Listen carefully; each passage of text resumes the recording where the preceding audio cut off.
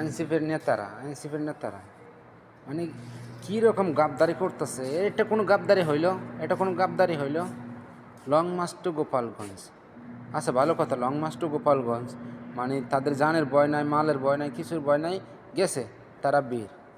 আচ্ছা যাই হোক, যাওয়ার পর মানে গোপালগঞ্জের ওষ্টালাতি খাইয়া তারপরে সেনাবাহিনী পুলিশ সবাই মিলে উদ্ধার করছে তাদের, নাহলে মাইরা ফেললো আর কি।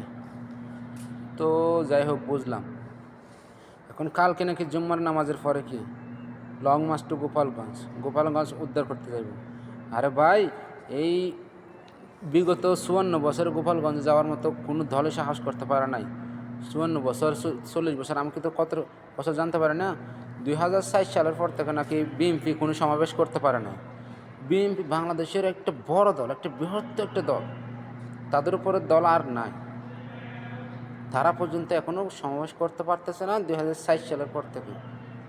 আর এনসিপি এখনও নিবন্ধন হয় নাই, ফলাফল তারা লং মার্চ করতেছে।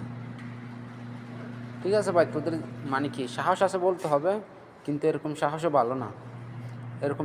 ভালো না। মানে কালকে যদি যাও জুমার নামাজের পর, তো ওইখান তখন গোপালগঞ্জবাসী দিব 2-1 লাত্তি উষ্টা মাছটা খাইবা, তখন কইবা কি প্রশাসনের গাফিলাতি আছে, প্রশাসন আমাদেরকে প্রোটোকল দিতে পারে নাই। ওইখানে তো একটা জনগণে মারবো, ওইখানে আওয়ামী লীগ বঙ্গবন্ধু ছাড়া কেউ কিছু বুঝে?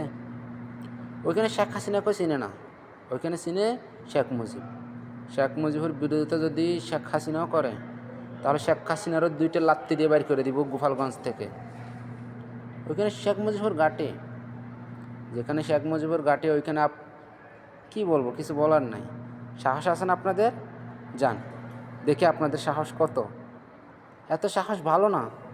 যেহেতু আপনারা সাহস ভালো মনে করতেছেন, তাহলে কালকে যান, কালকে জুম্মার নামাজের পরে যান, দেখি মানে আপনারা কি করতে পারেন, আর গোপালগঞ্জের মানুষরা কি করে আমরাও দেখতে চাই।